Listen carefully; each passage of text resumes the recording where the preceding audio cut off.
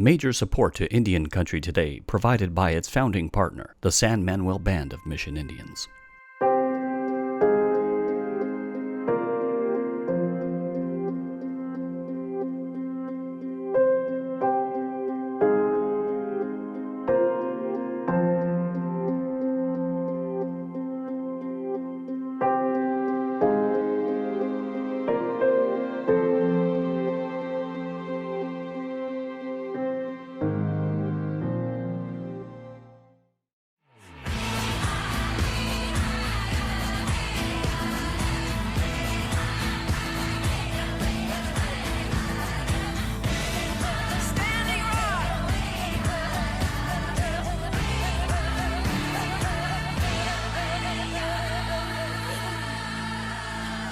This is Indian Country Today.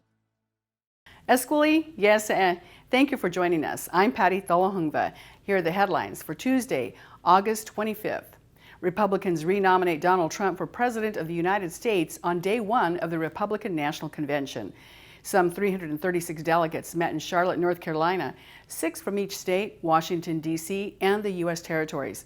Besides the roll call, the delegates approved a handful of resolutions, including one that seeks to preserve Columbus Day as a national holiday. There has been a national movement starting in South Dakota some 4 decades ago to establish Indigenous Peoples Day, replacing Columbus Day. The Republican resolution states that men and women who have made historical, significant, positive contributions to humanity are universally complex figures and encourages the continued public education and celebration of Columbus. History professor Melinda Maynard Lowry, who is Lumbee and teaches at the University of North Carolina, says there is a debate about the American story. She wrote that, quote, Columbus Day affirms the narrative of a nation created by Europeans for Europeans. And she says Indigenous Peoples Day helps it to reflect on Native histories and Native people in this discussion of what it means to be American. Several tribes are in the paths of Hurricanes Laura and Marco that are set to hit in the next few days. In Louisiana, Principal Chief Auguste Crépol of the United Houma Nation declared a state of emergency. His tribe is preparing for Hurricane Laura, which will hit on Wednesday. The impacts of 2 back-to-back tropical events is unprecedented within tribal communities, he says. Overall, tribes are disproportionately at risk and vulnerable to the impacts of environmental disturbances, including major storms and climate change. Chief Crépol is urging all tribal citizens in the path of these storms to take care and to be alert to changes in the systems. Houma Nation tribal offices are closed until these systems are no longer a safety concern. The tribe is updating news and information on its social media. The U.S. Army Corps of Engineers is reversing its position on a proposed gold and copper mine in Alaska. Pebble Beach would have adverse impacts to Alaska salmon, the agency said on Monday in a letter to developers. The Corps gave Pebble Limited Partnership 90 days to submit a mitigation plan for thousands of acres and nearly 200 miles of stream to secure the federal permit. Once it's filed, the agency will decide if the plan is sufficient. Early on, the Corps seemed poised to give the mining project a green light, but that changed after opposition from prominent Republicans. President Trump faced pressure to stop the project from a mega donor, the Bass Pro Shop CEO. The president's own son, Donald Trump Jr., also said he was opposed to the mine. Many Alaska natives rely on subsistence fishing and were against the Pebble Beach mine from the beginning. A ski resort in California known by a derogatory name is vowing to change it. Squaw Valley Alpine Meadows announced today it is changing its name. That word is an epithet and a slur. It's been a slur for a very long time. Native communities have constantly been talking about how this word is offensive, it's derogatory, and it's dehumanizing. Since July, the Olympic Valley, California ski resort has been looking into the name change. In a statement, President and COO of the resort, Ron Cohen, said, "We are confronted with overwhelming evidence that the term is considered offensive." After extensive research into the derogatory term, consulting with the Washoe tribe in the area, the resort says the change was necessary. We learn more and more, and then we're confronted with what we know. And we face choices on what we're going to do about that.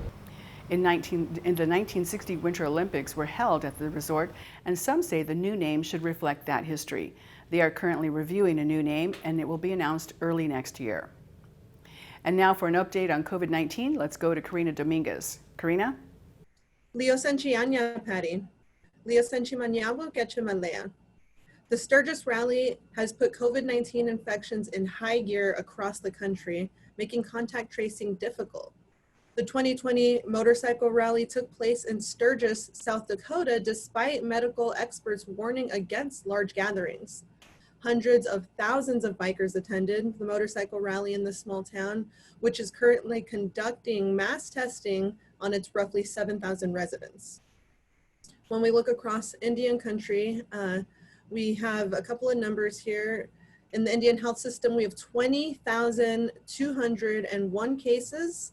That's 20,201 positive cases of COVID-19 and 724 deaths.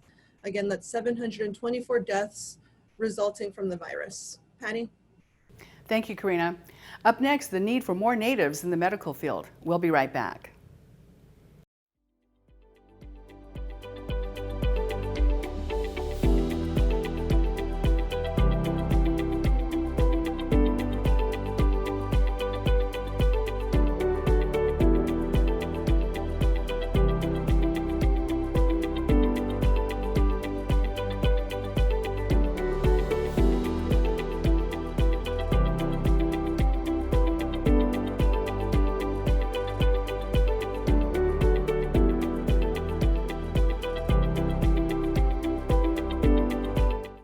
Growing up on the Navajo Reservation in Kaibito, which is in the northern part of Arizona, Jasmine Curry never saw a Native American medical doctor. And Tomoko Wilson grew up in Jettato, close to Holbrook, Arizona, and she also says she was never treated by a doctor who was Native American. That lack of representation stayed with them as they grew up. And today they are both medical students. And so far their experience in medical school isn't leaving the best impression on them. So they have created a social media account to encourage more Native youth to go into the field of medicine. And it's called Res2Med. Jasmine Curry is a second-year medical student at Oregon Health and Science University in Portland, Oregon. Welcome, Jasmine. Hello, Yat Esha A. Jasmine Curry Yanishia. Autonanishle Nigi A. Tapahanishle, Nahetla Bashishchi, Yedina Touching Dashiche, Nahetla Dashanella.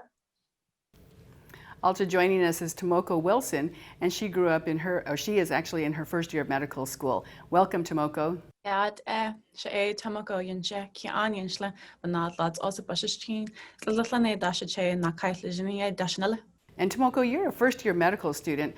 What are you seeing in the curriculum that disturbs you?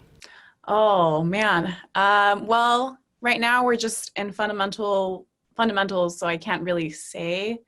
It's literally our second week in medical school, so not really touching on much. But I think there are a lot of my classmates who don't like that a lot of the certain diseases are kind of like highlighted in with certain races or ethnicities, and a lot of people find issues with that. All right, so Jasmine, you're in your second year. What have you seen so far that has disturbed you to the point where you want to create this social media account? Yeah, so when they talk about things like Native Americans having higher rates of diabetes, I think it's important to put in context that the reason why we have diabetes so high is because the government took away our food sources and made us reliant on them, on commodity foods, and that has been incorporated into what is now our traditional foods, leading to higher rates of diabetes. And another thing that I've also heard in medical school is the stereotype of alcoholism in Native Americans. And a lot of people don't know that Native Americans, we have the highest rate of absentees as well. And so and it is important to put into context the disease that are so high among American Indians today and what caused that. A lot of tribes, their diets were very fresh and very healthy, but with the replacement of traditional foods with commodity foods, it's really changed, and we're seeing that today. So when you're in medical school and you're going through this, how do you approach that? How do you talk to your fellow students and also your professors when you're putting this into historical context? Jasmine? Yeah, so it's really cool at our institution. They've recently created a subcommittee to overlook the curriculum, and they're going to start putting things into historical context, not only for Indigenous communities, but also other BIPOC communities. And then they also have an elective just on Indigenous health where they really go in depth in that. All right. And when you look at the history of Western medicine and Native Americans, what concerns do you see, Jasmine, when it comes to our history and the experimentation on Native Americans? Yeah, you know, a lot of people just don't know about this experimentation that went on. Like, for example, on the Navajo reservation, we were used as test subjects to create the tuberculosis vaccine, as well as having experimental ophthalmology surgeries on eyes that led to blindness. So just those different things. And then just telling our classmates, like when we're in class, just like, yeah, that's true, but this is why, is something like, that's how I've been approaching it. And how about you, Tomoko? Are you also finding yourself having to educate, again, not just your classmates, but also your professors? So far, we haven't encountered that. For the most part, it's just giving a different perspective in certain situations. We haven't gotten too into depth with things yet. Okay. And how do you see Western medicine combined with traditional healing to help, again, heal Native Americans, Tomoko? I think you have to treat people holistically. Like medicine can take care of one aspect of the person's health, but you have to treat like other aspects of a person. And I think that combining the two really will treat the person as a whole. And I think that's what medicine really should be about. And since your website or your social media account is like not even quite a month old at this point, so you're at the very beginning, what kind of a reaction have you had from people who found your social media account, Tomoko, and what are they saying about your efforts to bring more youth into this field of medicine? They love it. People are really about it. They really like our message, and they want to see more youth go into these fields, and they're glad that we're putting ourselves out there and being representative of Natives in medicine. And tell us about your decision. How did you come to that decision that you wanted to become a doctor? It was kind of a long path. I initially started wanting to go to nursing because I never thought med school was an option. And then through schooling and working at a hospital, I realized that I loved science, and just quitting, going to nursing and stopping the science classes made me sad. And I really wanted to make the biggest effect in Native healthcare. So, seeing these doctors and the nurses, I thought, having Native doctor care for Native people would have the biggest impact in my communities. And that's what I wanted. I wanted to be able to talk to people how they're used to, and meet them at their level. And what kind of medicine do you hope to practice once you graduate? Right now I'm leaning towards anesthesiology, but that's bound to change. Yeah, as you go through taking classes and going through different experiences, that could take a different form towards the end there. But yes, anesthesiologists very much a specialty in the field of medicine. What about you, Jasmine? What led you to decide you wanted to become a doctor?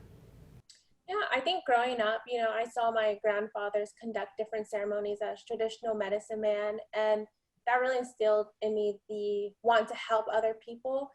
And then he unfortunately suffered a stroke, and then after seeing the care he received in an urban setting, he got really good care. But then when he returned back to the reservation, that lack of access, I really found that he regressed. And at that moment, I was just like, oh, I wish I could help. And that really inspired me to go into medicine.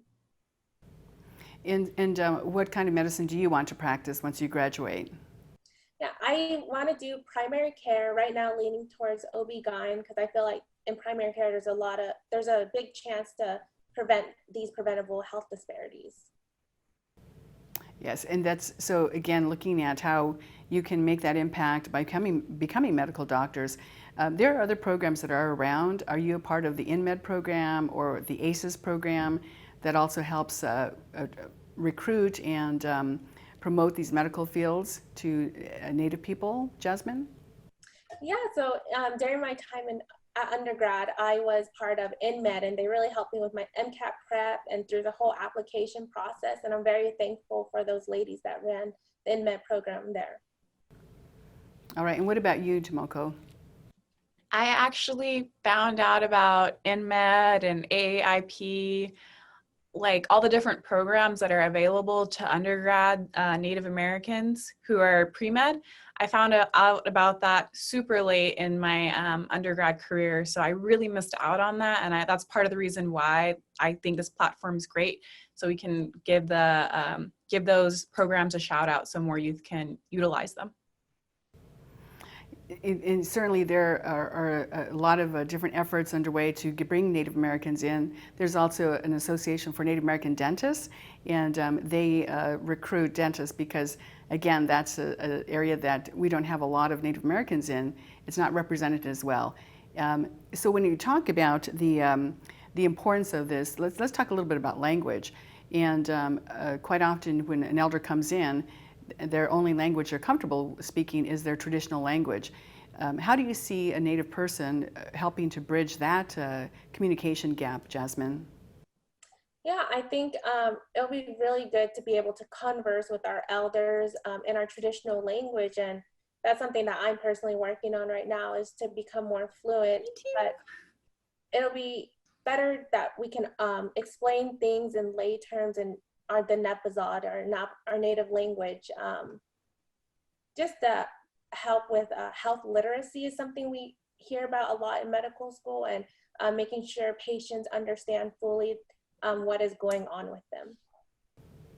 And Tomoko, what about you when it comes to language and using language in healing?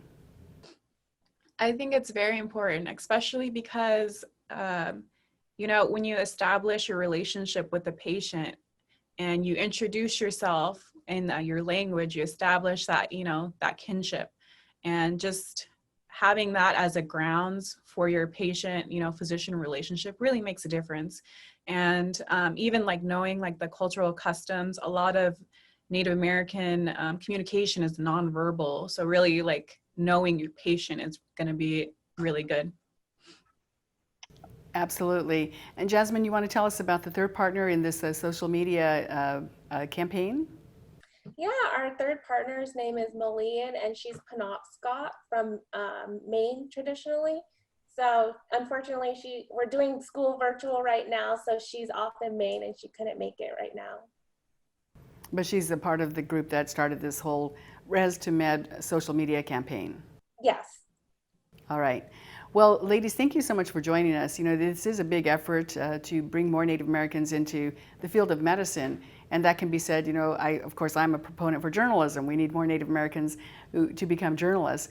So I think, working together and promoting these kinds of careers, it really helps. And when you're reaching out to Native youth to think, have them think about what do they want to be when they grow up. So thank you so much, Jasmine. Curry, thank you for joining us. Thank you. And thank you, Tomoko Wilson. Thank you for joining us. Ahiaha and Esqueli. Thank you for speaking Hopi. Esqueli, oi. And when we come back, a White Earth Anishinaabe woman wins a major artistic award, and we'll learn more about her life and her art.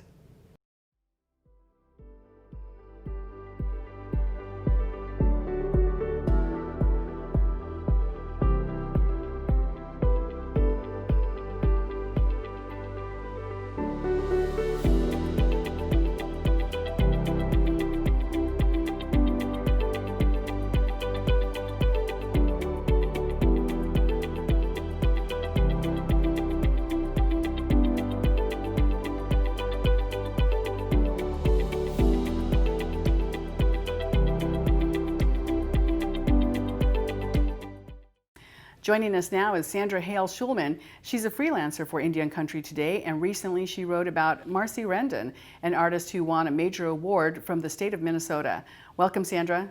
Hi, how are you? Well, good. And I really enjoyed reading your story and learning about Marcy. Tell us about her most recent award.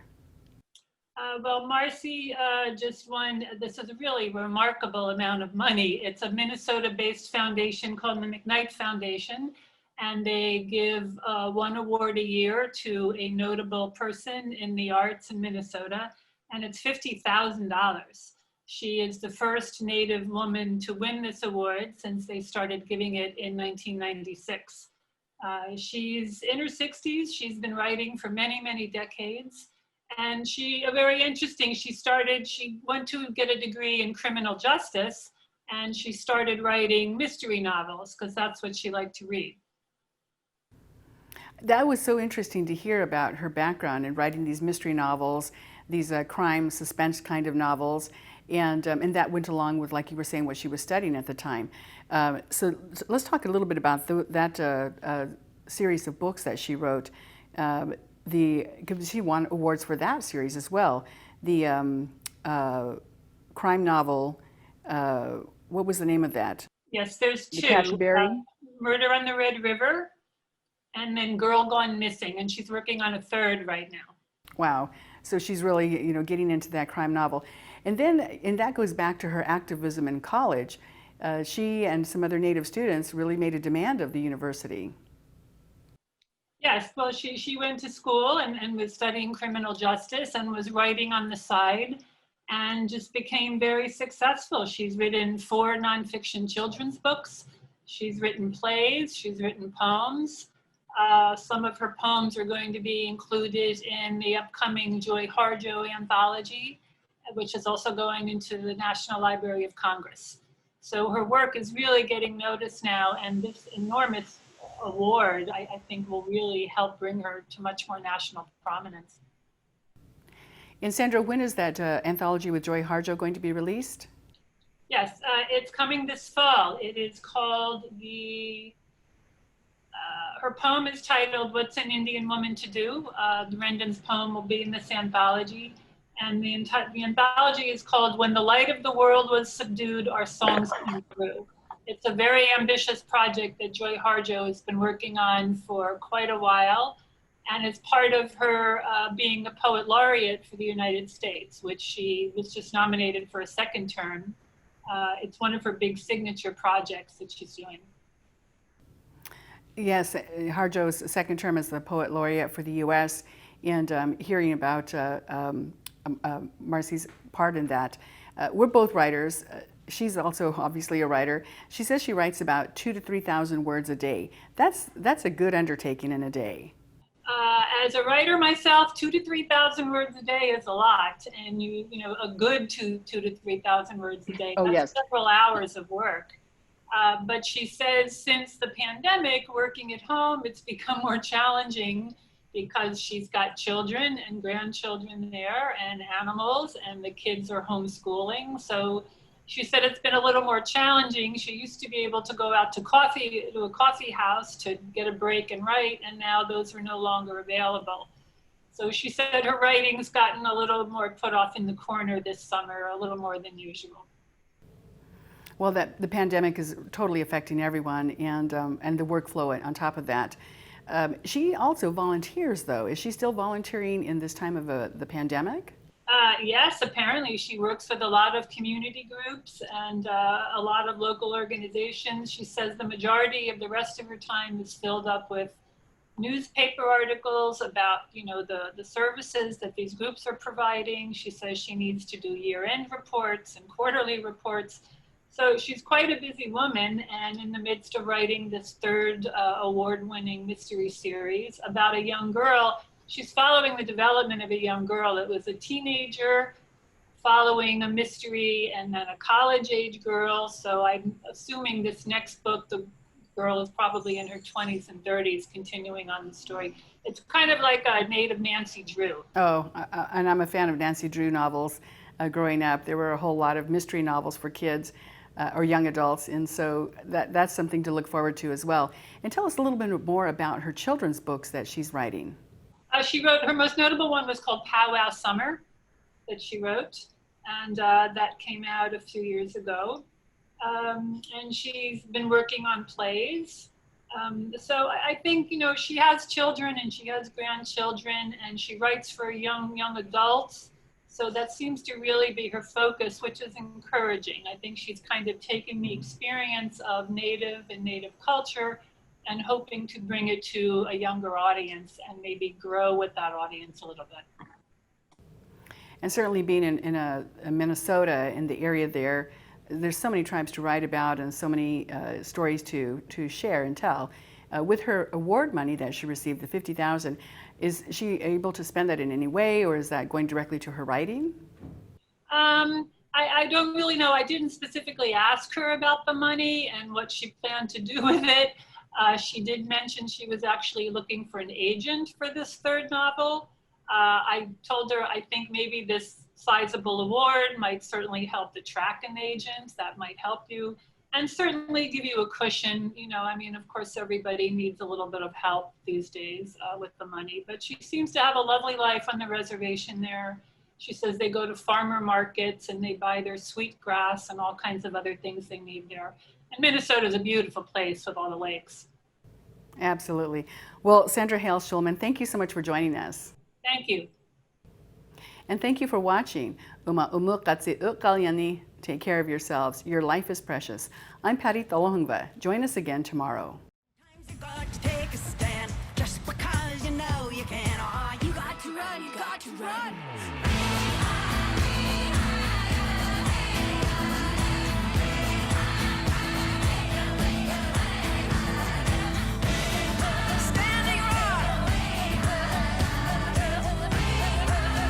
Indian Country Today is recorded at the Phoenix Indian School Visitor Center in Phoenix, Arizona. This is Indian Country Today.